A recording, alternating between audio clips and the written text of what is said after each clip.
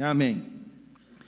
Nós vamos dar continuidade, irmãos, ao nosso estudo, na verdade, a nossa série de mensagens, tá? No Evangelho de Paulo, ou na verdade, Evangelho de Paulo, Carta de Paulo aos Efésios, né? O tema é o poder do Evangelho para a transformação. Então eu peço que você abra comigo lá na Carta de Paulo aos Efésios.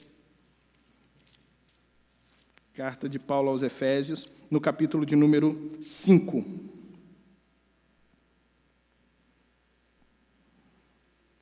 Nós vamos ler a partir do versículo 22.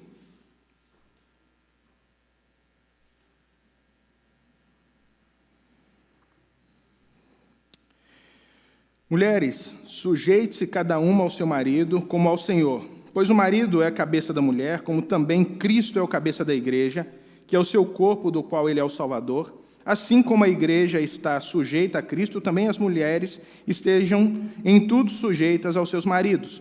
Maridos, ame cada um a sua mulher, assim como Cristo amou a igreja e entregou-se por ela para santificá-la, tendo-a purificado pelo lavar da água mediante a palavra, e para apresentá-la a si mesmo como igreja gloriosa, sem mancha, nem ruga ou coisa semelhante, mas santa e inculpável. Da mesma forma, os maridos devem amar cada um a sua mulher como o seu próprio corpo. Quem ama a sua mulher, ama a si mesmo. Além do mais, ninguém jamais odiou o seu próprio corpo, antes o alimenta e dele cuida, como também Cristo faz com a igreja, pois somos membros do seu corpo. Por essa razão, o homem deixará pai e mãe e se unirá à sua mulher. E os dois se tornarão uma só carne. Este é um mistério profundo. Refiro-me, porém, a Cristo e à igreja. Portanto, cada um de vocês também ame a sua mulher como a si mesmo, e a mulher trate o marido com todo o respeito. Ok? Ontem, hoje estou ruim, hein? Semana passada, ontem não. Na semana passada, nós começamos aqui essa conversa sobre relacionamentos. Relacionamento familiar, porque está nessa carta escrita pelo apóstolo Paulo e tem o objetivo justamente de trabalhar algumas questões culturais que estavam inseridas, engendradas na cultura da cidade de Éfeso e que fazia com que as famílias sofressem, porque a expressão familiar nada mais era do que o resultado de uma leitura cultural e não de uma leitura a partir da ótica do Evangelho, até porque Paulo estava pregando o Evangelho àqueles irmãos. Agora, uma vez esses irmãos sendo expostos ao Evangelho, tendo se encontrado com Cristo, uma nova forma, uma nova maneira de viver, de construir família, de se relacionar, precisava ser experimentado por eles. Porém, na semana passada, nós fizemos algo. Eu pedi às esposas aqui para fazer um compromisso com os maridos. Eu pedi para que elas pudessem pedir aos maridos e fazerem um acordo com eles de que elas só ficariam aqui no culto, na semana passada, se os maridos se comprometessem em estar com elas aqui nesse domingo. Porque a conversa na semana passada foi com as mulheres. Então, marido, se você estava aqui, a sua esposa não estava, olha, faz o seguinte, conversa com ela e fala assim, você tem um acordo de ouvir a mensagem da semana passada, lá nas redes sociais, procura nas redes sociais da igreja e ouve. Sabe por quê, marido? Porque se a sua esposa não ouvir a mensagem da semana passada, você vai perder de 10-0. Você vai sair daqui perdendo de 10-0.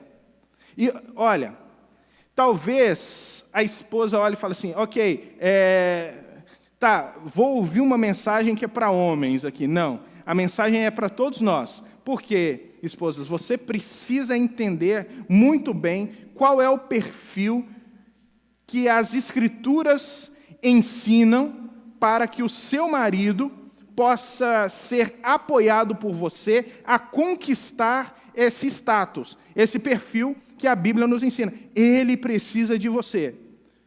E você, talvez, que é solteiro, solteira, está namorando e está aqui, mas isso é coisa de casado, né? Isso não é conversa para solteiro. Lê do engano. Você precisa ouvir, se não ouviu, a mensagem da semana passada e ouvir a mensagem de hoje para você ter bases sobre qual é o perfil de homem e mulher que você vai escolher para a sua vida, para você não entrar numa fria.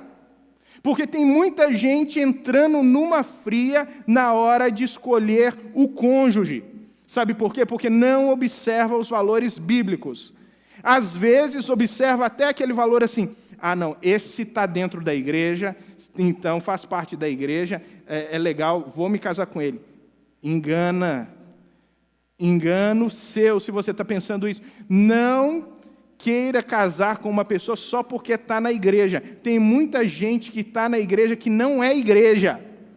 Procura um homem, procura uma mulher que ame a Cristo, que ame profundamente ao Senhor. Esse é o grande segredo para os jovens, para aqueles que são solteiros, na procura de uma esposa. Na semana passada, nós conversamos com as mulheres e nós vimos que existe algo que o homem ele gosta e ele prefere acima de tudo, acima dos carinhos, acima, de todo o romantismo que você, mulher, prefere, porque isso é o seu perfil, esse é o seu gosto, mas acima de tudo isso, existe algo que o homem espera de você. O homem espera de você respeito. É isso que o homem está esperando, mulher, de você. Se você é aquela mulher briguenta, a mulher lá de Provérbios, a mulher rixosa, como nós vimos na semana passada, você vai trazer um sério problema para o seu relacionamento. Por quê?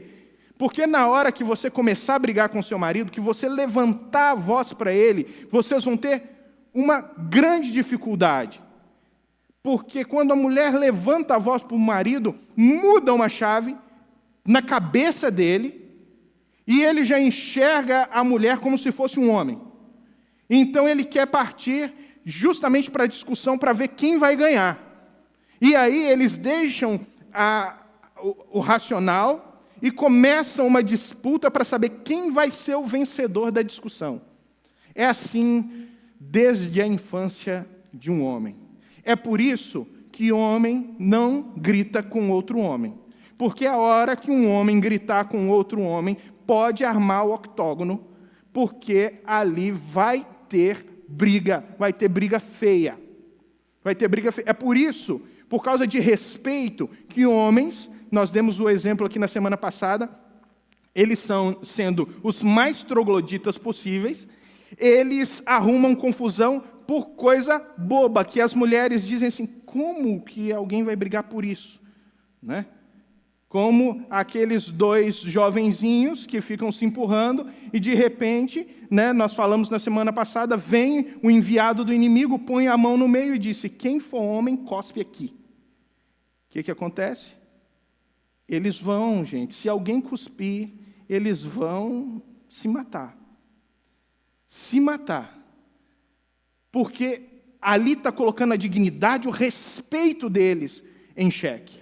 Por isso, os homens precisam e querem respeito. Mas como é que é essa relação invertida? Qual é o papel do homem nessa relação? E o que as mulheres esperam dos homens? E qual é o perfil que os homens precisam buscar para serem homens segundo o coração de Deus para suas esposas?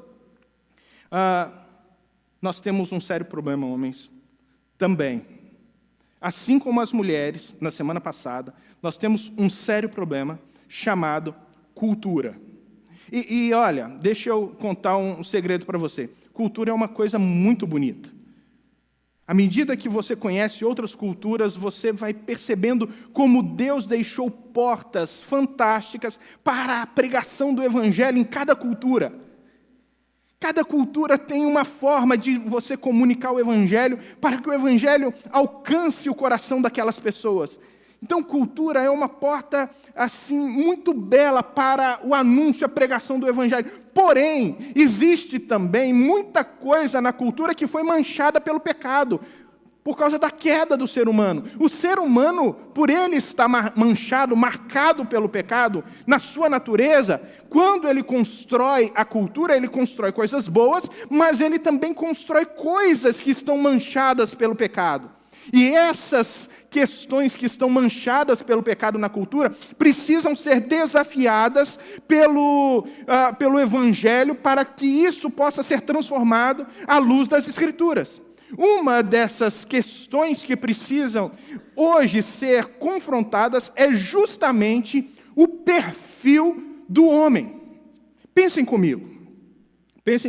Eu preciso agora que vocês usem a mente hollywoodiana de vocês e construam um quadro cinematográfico e imaginem vocês, homens e vocês, mulheres, se você fosse rei ou rainha e você tivesse um filho que estava prestes a assumir o trono em seu lugar.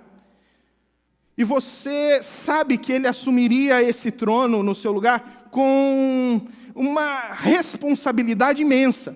Ele está prestes a receber a maior responsabilidade da sua vida, tudo aquilo que você construiu, toda a dignidade do seu nome, do nome da sua família, está num processo delicado de transição, e você vai agora sentar com seu filho no leito da sua morte, você está próximo à morte, e você agora precisa passar para ele o maior ensinamento da sua vida e dar para ele o melhor conselho que um pai e uma mãe poderia dar ao seu filho.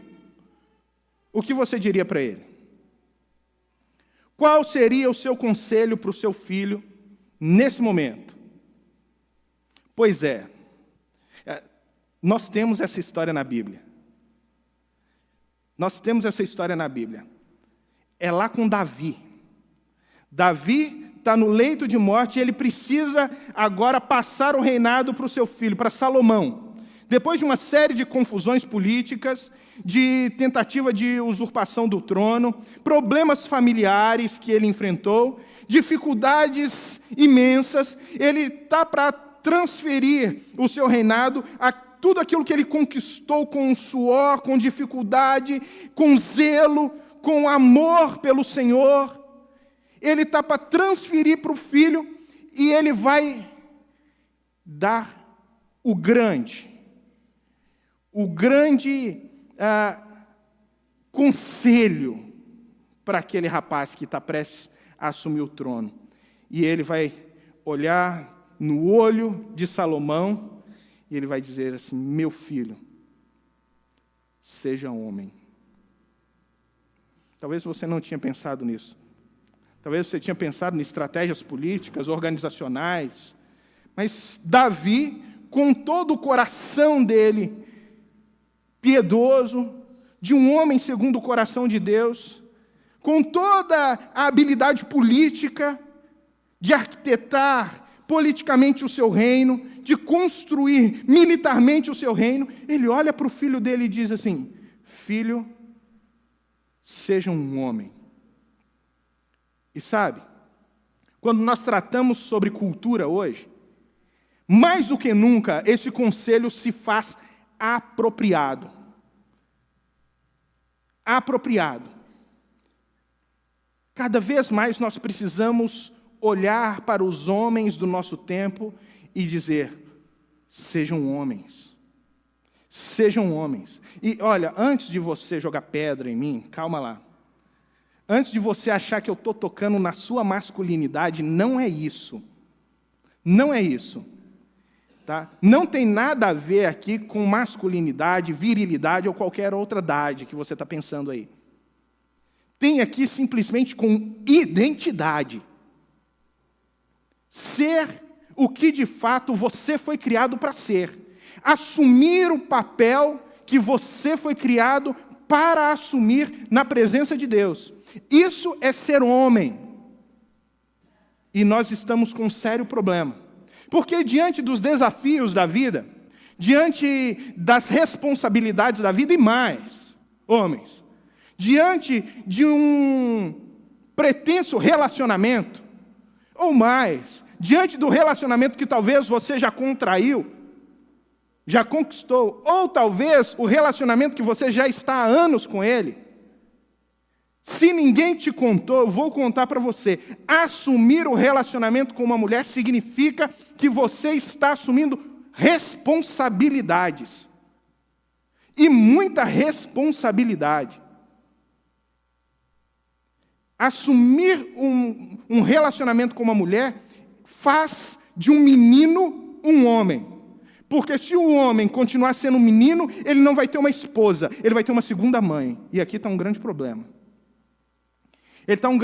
Temos um grande problema porque na nossa cultura hoje, o que nós temos percebido é que nos relacionamentos, na construção das suas relações, os homens têm buscado muito mais um perfil materno nas esposas do que, de fato, uma esposa para ele poder cuidar. Do que, de fato, de uma esposa para ele poder assumir as responsabilidades. Ele espera que as mulheres assumam os mais diversos deveres e tarefas em casa para que ele se sinta bem, para que ele se sinta cômodo, para que ele se sinta amparado. Deixa eu contar mais um segredo, homens. É você que precisa passar para a sua esposa o sentimento de segurança. É em você, é no seu perfil, é na sua característica, sabe, de ogro, de bruto, que a esposa, ela olha e encontra em você a segurança que ela precisa.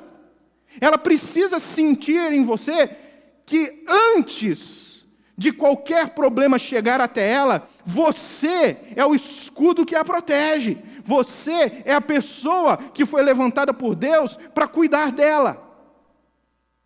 E a cultura, ela tem agido justamente de uma maneira contrária. Tem tornado homens cada vez mais femininos. Homens cada vez mais efeminados. Infelizmente, irmãos, não é simplesmente uma questão de opção sexual. Não estou falando de opção sexual. Eu estou falando de características no ser homem. No ser homem. Nós temos homens de 30, 40, 50 anos, que ainda conservam esse sentimento adolescente e lidam com a vida como se fossem adolescentes que não conseguem administrar bem os seus sentimentos, as suas relações, as suas emoções, vivem uma adultescência. Talvez você passou dos 50. E você estufou o peito aí e falou assim, não é comigo. Temos um outro problema.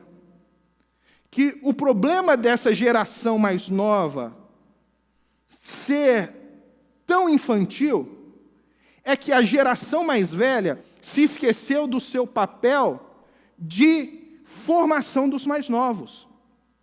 De mentoria dos mais novos. Paulo vai instruir em Timóteo, que os homens mais velhos devem ensinar os homens mais novos. E as mulheres mais velhas devem ensinar as mulheres mais jovens.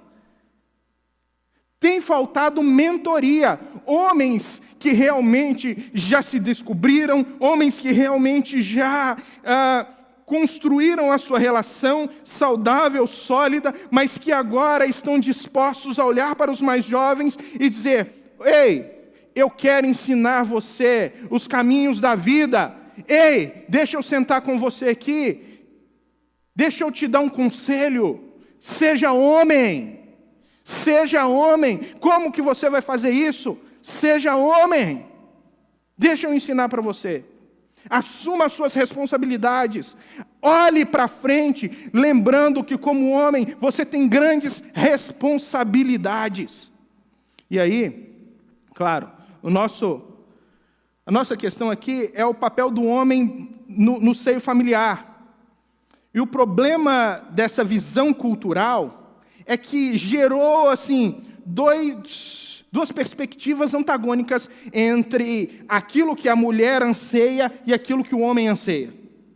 A mulher, ela olha para a vida numa perspectiva hollywoodiana, né, das princesas de Hollywood, e olhando para tudo aquilo que Hollywood construiu na sociedade, elas estão em busca do felizes para sempre.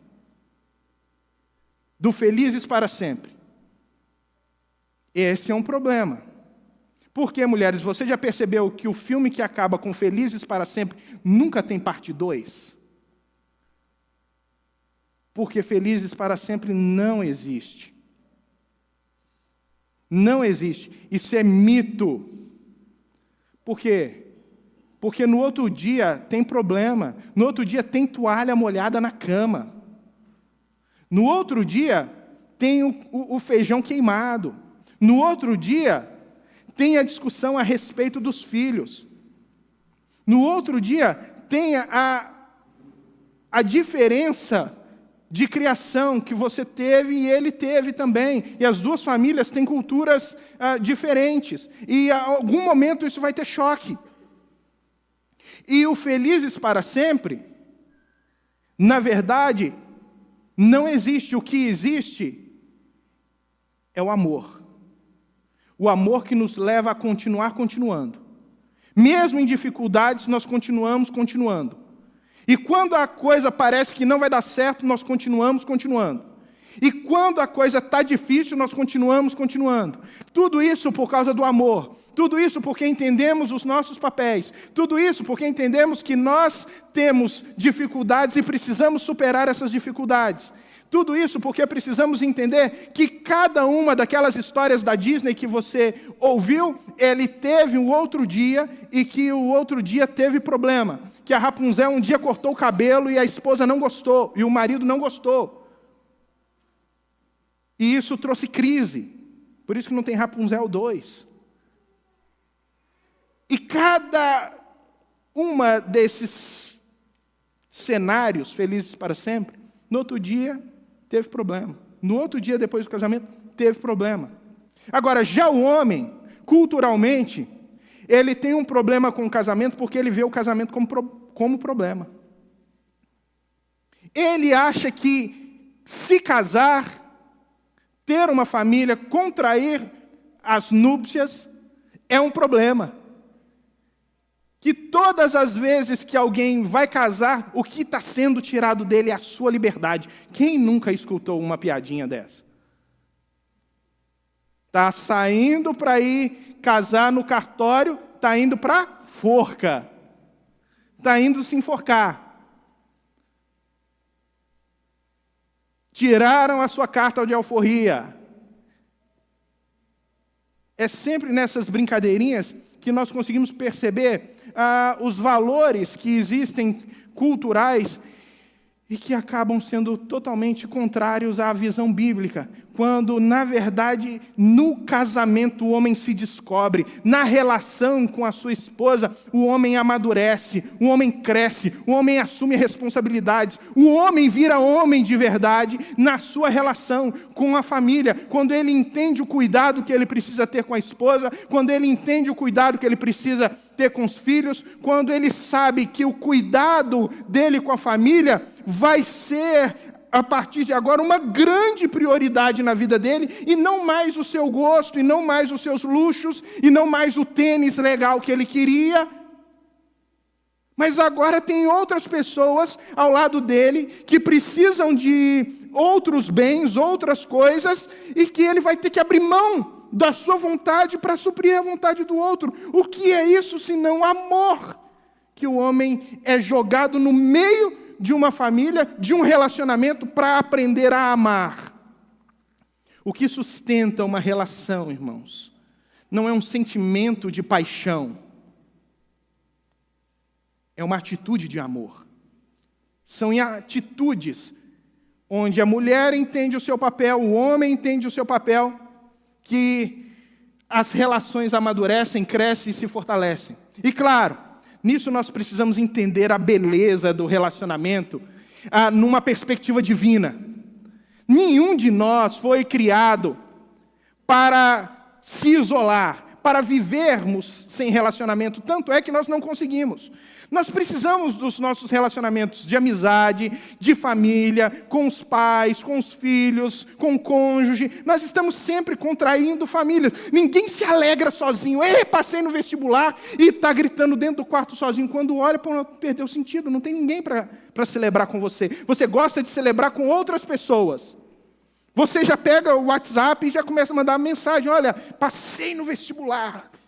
Estou feliz. E outras pessoas começam a mandar mensagens e você coloca no Facebook, e quanto mais joinha você ganha, mais você fica feliz. Olha, as pessoas estão vendo e estão felizes junto comigo. Porque nós precisamos de relacionamento. Estamos todos conectados. Agora, por que isso? Porque foi colocado em nós um perfil divino. Foi colocado em nós características divinas. Deus é um Deus relacional. Deus, ele se relaciona desde a eternidade. Ele se relaciona consigo mesmo, nas pessoas do Deus Pai, Deus Filho, Deus Espírito Santo. E se relacionam perfeitamente. E aí nós temos um problema na igreja hoje, que fala que Deus, ele criou você porque um dia ele estava sozinho e ele, precisando de relacionamento, criou você e você se tornou o objeto do amor dele. Não, deixa eu falar para você, Deus estava muito bem com ele mesmo no ser trino, curtindo a sua perfeição e não precisava de nós para nada. Somos nós que precisamos dele. Porque ele demonstra relacionamento perfeito. Porque mostra na sua relação, onde 3 pessoas são 1 e 1 são 3, que nós podemos buscar uma relação de proximidade com o outro, com o cônjuge principalmente, aonde se manifesta essa gloriosa experiência do ser divino. Por isso, a Bíblia vai nos mostrar que essa relação entre homem e mulher é uma relação mística. É uma relação mística porque o homem se unirá à sua mulher e não serão mais 2. A conta de Deus é complexa. Eles não são mais 2, eles são um só. Quando que 2 mais 2, 1 mais 1, não são 2, mas são 1, é a mesma conta onde 1 mais 1 mais 1 não são 3, são 1. É uma relação mística do relacionamento. Nós precisamos entender isso e, ao mesmo tempo, precisamos entender que Deus Pai, Deus Filho e Deus Espírito Santo atuam na ordem criacional de maneiras muito particulares, tendo cada um a sua característica, e o Deus Pai é conhecido como o Deus Criador, o Deus Filho, o Deus Redentor, o Deus Espírito Santo, o Deus Consolador, e nenhum deles tem problema com o papel que exercem na ordem criacional. E nós estamos com um problema hoje que a cultura colocou homem e mulher um contra o outro porque não entenderam seus papéis. E que diferença de papel não significa diferença de essência. Não significa diferença na humanidade. Não significa diferença na ordem da criação de Deus. Mas sim, fomos criados por Deus e somos iguais. Homem e mulher são iguais. Paulo vai dizer isso na sua carta. Porque não existe homem nem mulher. Depois ele vem escravo, nem livre, nem bárbaro, nem cita. Porque todos somos iguais diante de Deus.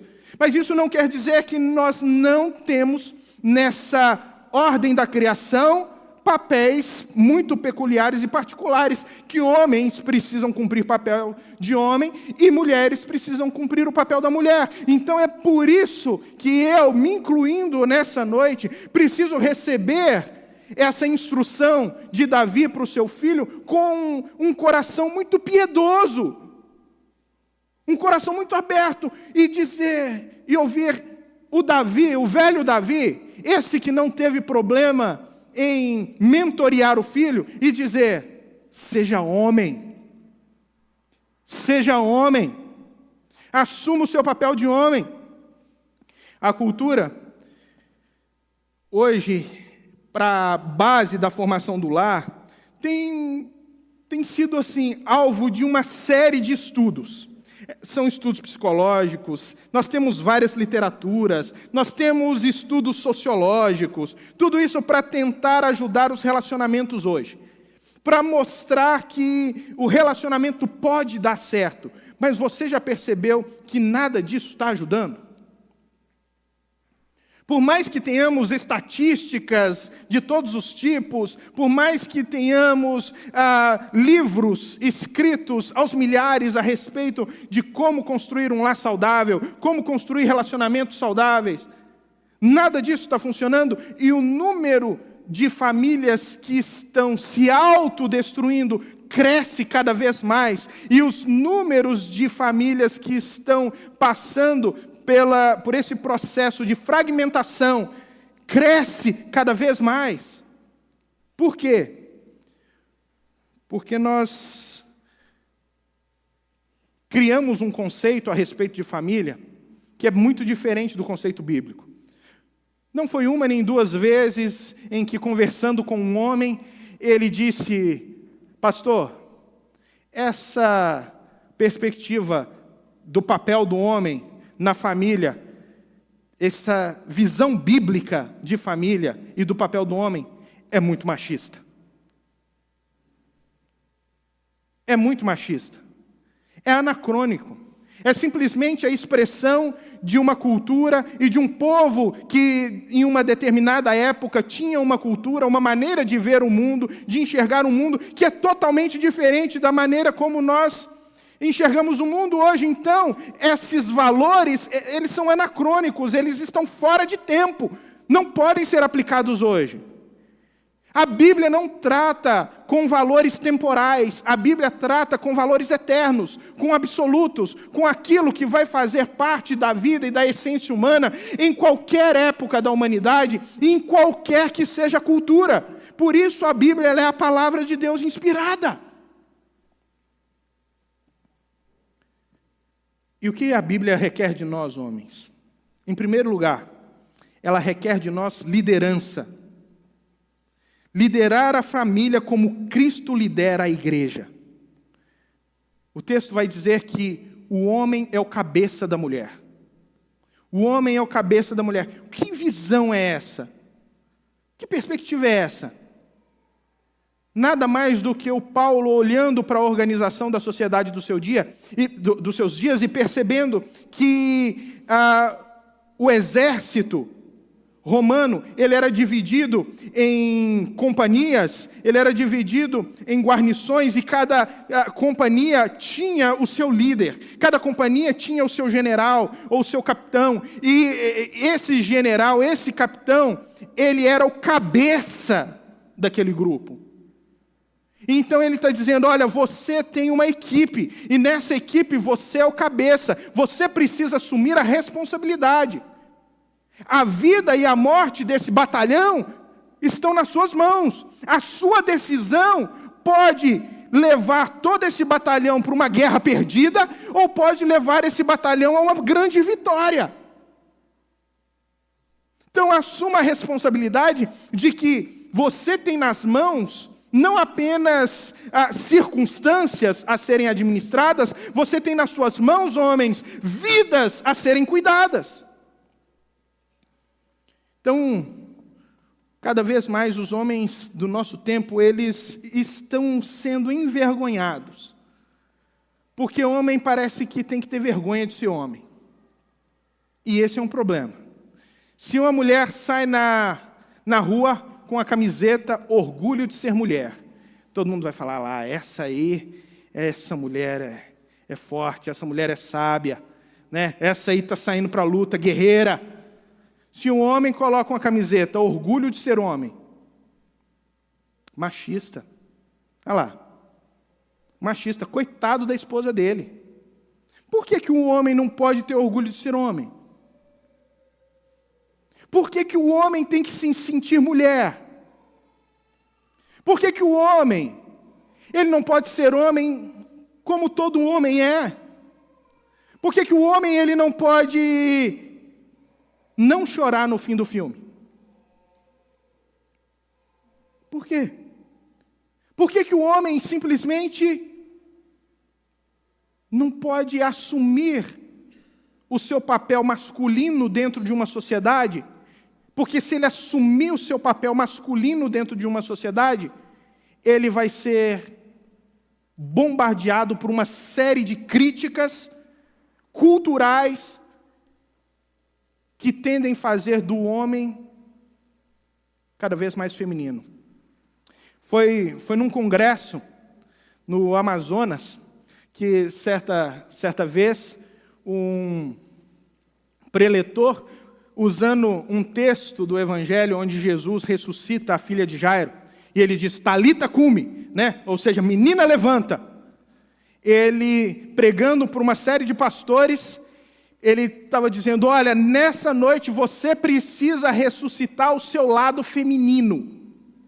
Você precisa ressuscitar o seu lado feminino, porque os homens estão muito machistas.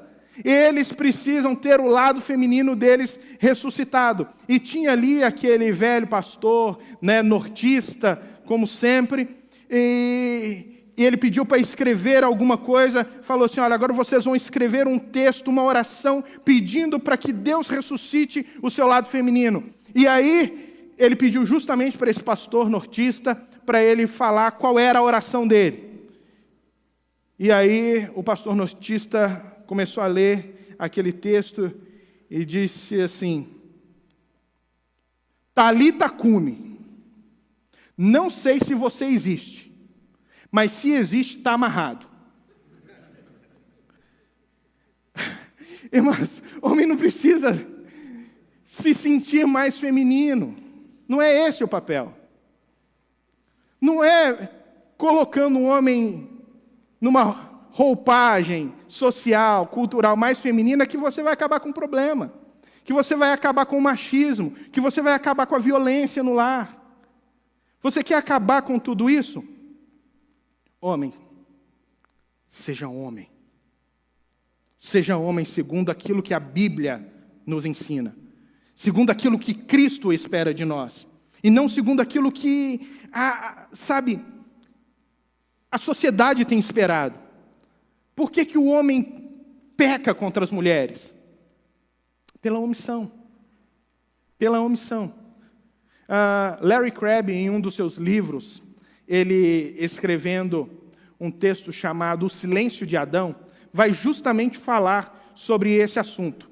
Porque ele vai na contramão de um conceito social e religioso dentro das igrejas, que até é um conceito muito prejudicial, porque é preconceituoso, que os homens gostam de olhar para as mulheres naquele momento e dizer assim, a culpa do pecado foi sua, foi você que comeu a fruta. Mulher, foi você, a culpa é da mulher. Larry Crabb vai partir de uma postura completamente diferente. Ele vai falar assim, a culpa não foi da mulher. A ordem não foi dada à mulher, ela foi dada ao homem. Aonde estava o homem? Jogando videogame. Claro. Né? Assistindo o final da final que o time dele está disputando para ganhar, sei lá, o Campeonato Brasileiro. Devia ser. Ele está cuidando de outras coisas, até dando nome para bicho, ao invés de cuidar da esposa dele. Ao invés de cuidar da pessoa que Deus colocou ao lado dele, para que ele pudesse zelar por ela. Então, homens, o problema não é a mulher. O problema é você. O problema sou eu. Porque o texto vai falar que a mulher, por causa do erro dela, foi deixada para ela as dores de parto. E ela iria sofrer com o problema do respeito. Porque o marido teria que dominar ela, ao invés dela ter a vontade natural de dar ao homem a honra e o respeito. Briga social, cultural, está lá no Gênesis. É o pecado que habita no coração do homem. Mas ao homem foi dito algo muito sério. Foi dito ao homem: o mundo é maldito por tua causa. Como é que estão as coisas na sua casa?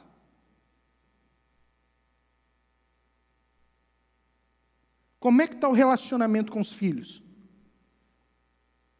Como é que está a espiritualidade da sua esposa? O cara chega para mim, no domingo à noite, e eu pergunto para ele: cadê a esposa? Ah, pastor, está mal, não quis vir não. Não está bem espiritualmente não. É? E você acha que o problema é dela. Você está achando que o problema é dela. Esse aqui é o problema. As mulheres estão ficando muito sozinhas. Lembra, irmãos, que na semana passada eu falei para as mulheres: sabe qual é o problema que os homens estão sofrendo hoje em dia? É que eles estão ficando sozinhos, e a Bíblia diz: não é bom que o homem esteja só, e Deus criou a mulher. Então, quando Deus criou a mulher, Ele tirou a mulher do homem, da costela do homem, para criar a mulher, para mostrar ao homem que a mulher, ela necessita dele para existir, para viver. Ela não foi criada para viver sozinha. Isso quer dizer que existe uma troca de necessidades entre homem e mulher, onde um precisa colaborar com o outro. Sabe qual é o nome que é dado isso hoje em dia? Jogo de equipe. Família é jogo de equipe. Nós jogamos juntos. Mas, olha, é um problema como a cultura trabalha nisso. Como a cultura colocou homem e mulher contra, jogando contra, na disputa. E isso entra dentro das casas. Porque você tem o feminismo, que levanta a bandeira para garantir os direitos das mulheres, e enquanto estão garantindo os direitos sociais das mulheres, eu não tenho nenhum problema com isso, tem que lutar mesmo, tem que correr atrás mesmo, vão em frente. Agora, quando esse feminismo quer tolir o direito dos homens de serem homens, e querem fazer dos homens mulheres, como tem acontecido, aí eu tenho um problema com isso, porque eu não quero me tornar mulher, e a minha esposa não gostaria de ter uma outra esposa, então eu estou muito bem com o que eu sou. E você, homem, também deve estar muito bem com o que você é. Mas do outro lado foi colocado o machismo. Esse homem troglodita, que não segue o perfil bíblico, e ameaça e amedronta. Esse homem que simplesmente fere o emocional da esposa, que apesar de não dar nessa esposa uma resposta às discussões físicas, maltrata o emocional dela, que seria uma questão idêntica a um maltrato físico, que rouba da mulher os sonhos, que rouba da mulher o direito dela sonhar, dela ser mulher, que rouba o direito da mulher dela poder ter, uma autoestima estável, porque não a elogia, não joga junto, não é parceiro. Tudo isso são problemas do machismo. E a sociedade fez o quê? Colocou os dois brigando um com o outro, e um querendo ser mais que o outro, e achando que essa luta ela é legítima. Não, não é legítima. Essa luta não é legítima. Porque nesse modelo, o homem entendeu que na liderança da família, o modelo ideal é o modelo militar. Se eu sou o cabeça, então a minha divisa é quem manda. A estrelinha no peito de xerife é quem manda. E ele chega e dá ordem para a esposa. Ele chega e dá ordem para os filhos. Lei do engano. Não existiu nenhum outro mestre que foi mais mestre do que o nosso mestre Jesus, e que nos ensinou que o maior serviço e a maior liderança prestada a uma outra pessoa, a um outro ser humano, acontece através da nossa submissão, de nos colocarmos à disposição do outro para servi-lo. Por isso ele diz, vocês me chamam de mestre, e vocês têm razão nisso. Mas eu não vim aqui para ser servido, eu vim para servir. E vocês devem me imitar nisso. Porque aquele que quer ser primeiro, seja o último e servo de todos. A liderança é uma liderança de serviço. É assim que Cristo lidera a igreja. É assim que Cristo cuida da sua igreja. É assim que Cristo mostra o amor pela igreja. Mas não só isso. Nós somos chamados como homens para nos responsabilizar pela nossa esposa, assim como Cristo se responsabiliza pela igreja. Assumir as responsabilidades, na conquista. Quando Cristo, ele conquistou a igreja, ele não simplesmente conquistou a igreja e falou assim, agora você é minha noiva, né? Que é assim que nós vemos nas Escrituras, agora se vira, cuida das suas coisas. Não, ele está o tempo inteiro zelando. Ele está o tempo inteiro cuidando de cada um de nós. Ele está o tempo inteiro preocupado com cada um de nós. Ele está o tempo todo zelando pelos cuidados físicos, emocionais e espirituais, e o homem está achando que cuidar da esposa é só colocar dinheiro dentro de casa. E a esposa está sozinha, ela está abandonada emocionalmente. Ela está abandonada na autoestima dela. Ela está abandonada na sua espiritualidade, porque você, homem, não assume a sua responsabilidade como Cristo, de zelar pela a espiritualidade da sua esposa. E a esposa precisa ficar chamando o marido, vamos para a igreja hoje, vamos para a igreja hoje. E ele sempre tem um compromisso diferente, seja com futebol ou seja com outras coisas. E a esposa está assumindo a liderança da família, tentando dar a ele a liderança, o respeito, mas ele não está se dando ao respeito. Porque não está assumindo a responsabilidade para com a esposa. E isso é um problema. Isso é um problema sério, porque essa história vai acabar mal. E nós somos facilmente levados por ela. Foi algum tempo atrás, quando eu fui levar o Davi, ele estava na aula de teclado, e de repente eu saí ali, deixei ele na aula de teclado, fui tomar um café com um presbítero da igreja. E quando eu voltei, estava voltando, a Bruna me ligou e falou assim, onde você está? O Davi está chorando. Aí eu falei assim, não, eu estou aqui na porta. Eu só dei uma saída, mas estou aqui na porta. Aí ela disse, mas ele está chorando, você deixou ele aí sozinho, não sei o quê. E aí eu já fiquei bravo. Falei, mas como assim? Ficou sozinho? Ele está com a professora dele, gente. Ele não ficou sozinho. E ali eu já fiquei bravo, e já peguei o Davi, coloquei ele dentro do carro e já fui bravo para casa. Quando chegou em casa, nós começamos a conversar, e eu não sei se isso acontece com você, comigo acontece, a gente discute, tá? E aí nós começamos a discutir e falar sobre a continuidade do Davi nas aulas, se ele continuava, se ele não continuava, e de repente ela falou assim, não, então veja o que você acha melhor. Eu falei assim, eu? Você decide. Você decide, olha, você vai decidir, a responsabilidade vai ser sua. O que você decidir, a partir de hoje, a responsabilidade é sua. Logo depois eu comecei, eu ia pregar justamente nesse texto, eu comecei a fazer o estudo do texto. E a minha cabeça já começou a coçar. Eu falei, meu Deus, ela estava me respeitando, ela estava me dando ao respeito, e eu não me dei ao respeito. Eu tive que procurá-la, pedir perdão para ela, e falar assim, obrigado, porque você estava me dando a liderança, e eu não entendia. Porque nós nos acomodamos, e nós queremos transferir para outra pessoa, mas, sabe, é nossa responsabilidade, irmãos, nossa responsabilidade amar. Aqui o texto, se você continuar lendo, você vai ver que Paulo vai usar nesse texto aí 5 vezes o verbo amar. 5 vezes ele usa o verbo amar. A primeira, delas, ele fala sobre o amor de Cristo pela igreja. A última delas, ele vai falar a respeito também do amor de Cristo. E 3 vezes ele vai falar a respeito do amor do marido para com a esposa.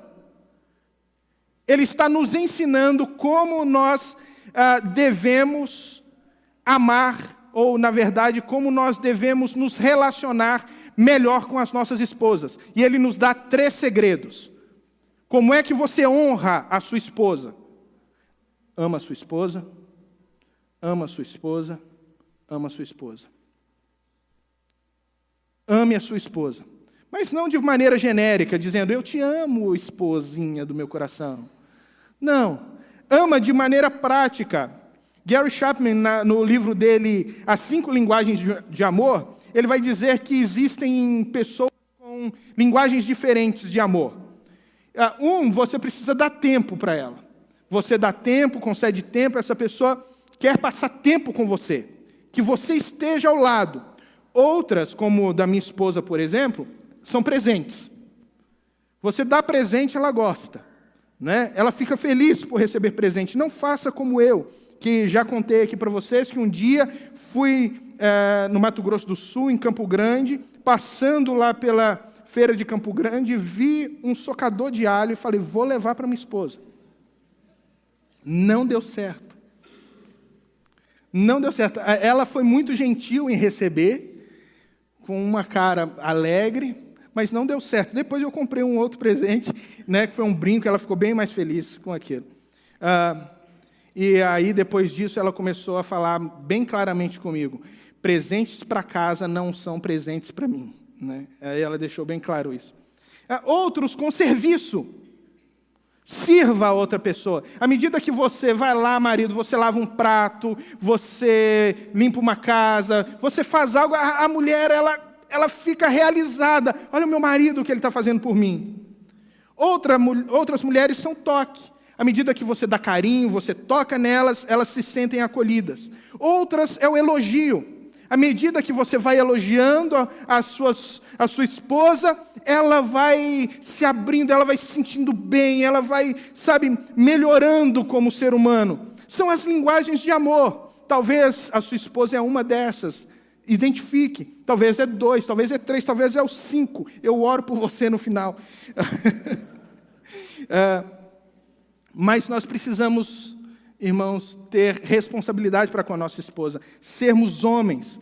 E por fim, a Bíblia manda nós trabalharmos na santificação da nossa esposa. Tá? Jesus cuida da igreja para santificá-la e apresentá-la a si mesmo como uma igreja gloriosa, sem mácula nem ruga, não tendo daquilo que se envergonhar. Nós precisamos aprender a cuidar da santificação. O que é santificação da nossa esposa? Nós precisamos entender esse termo ligado nas Escrituras, porque, por exemplo, existem coisas que são de uso comum e outras coisas não são de uso comum nas Escrituras. Por exemplo, essa caixa aqui, ela é uma caixa de uso comum. Ela pode ser usada aqui na igreja, ela pode ser usada em outro evento, ela pode ser usada em um bar, independente do que for, o uso dela ela pode ser usada, porque ela é um objeto de uso comum. Mas no Antigo Testamento, quando um objeto de uso comum, ele era tirado do uso comum e ele era levado para o templo, esse objeto, ele deixava de ser um objeto de uso comum e se tornava um objeto sagrado, ou santo, porque agora ele era usado para a glória de Deus. Era usado para a glória de Deus no templo. Esse é o objetivo de Paulo.